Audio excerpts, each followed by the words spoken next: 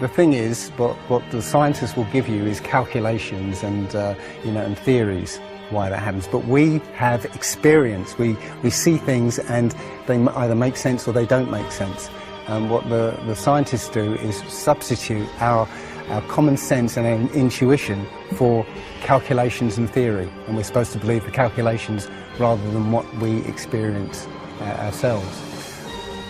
This world is very different from what most people think it is.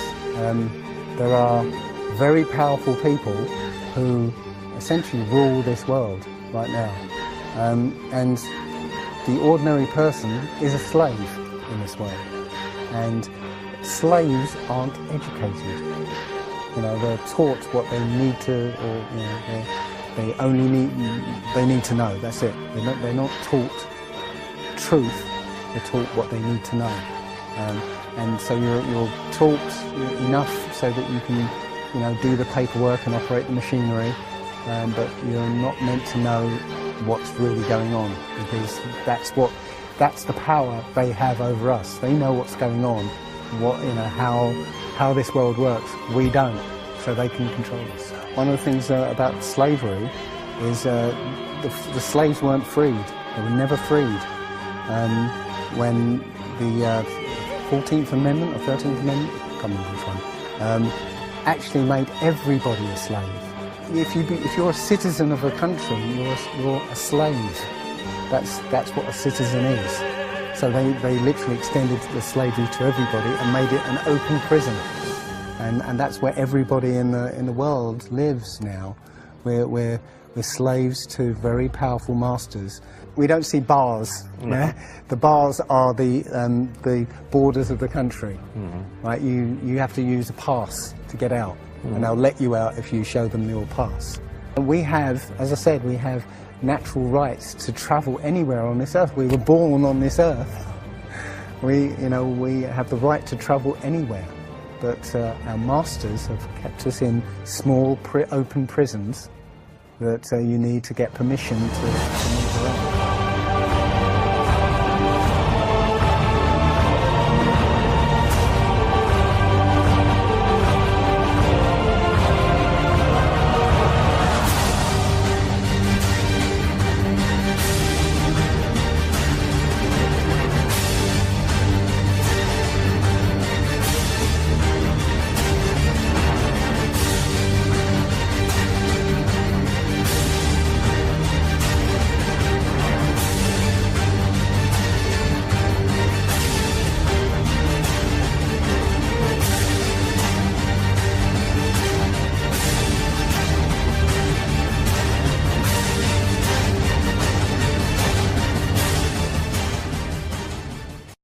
This idea that, billions of years ago, nothing exploded and then everything came out of that nothingness, ridiculous.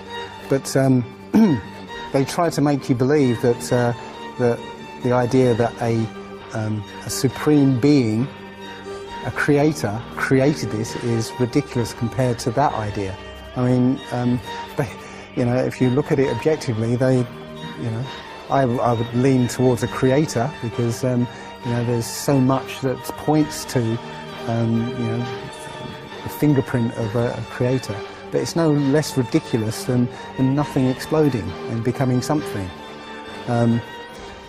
In my opinion, the Big Bang theory and the theory of evolution and the ball Earth theory are all interlinked, and they're all there to make us feel as though we're insignificant.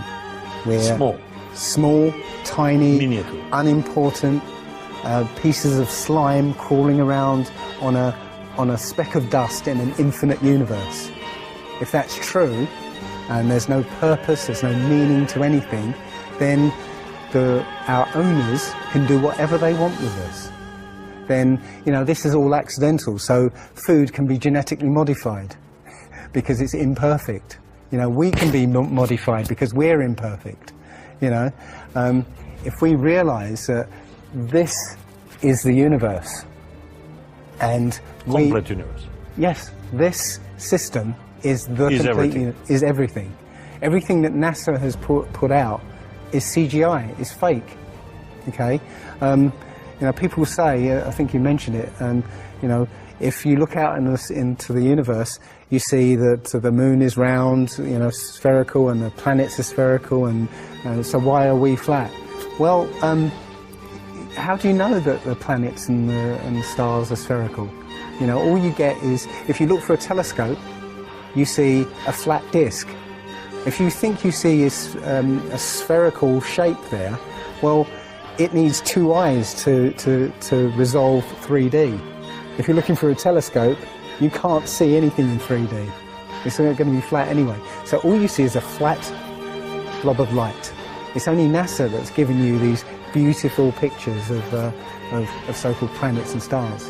Yeah. So it's a fallacy to say, well, everything else out there is spherical, so we must be. You know, how this is special. You know, so why?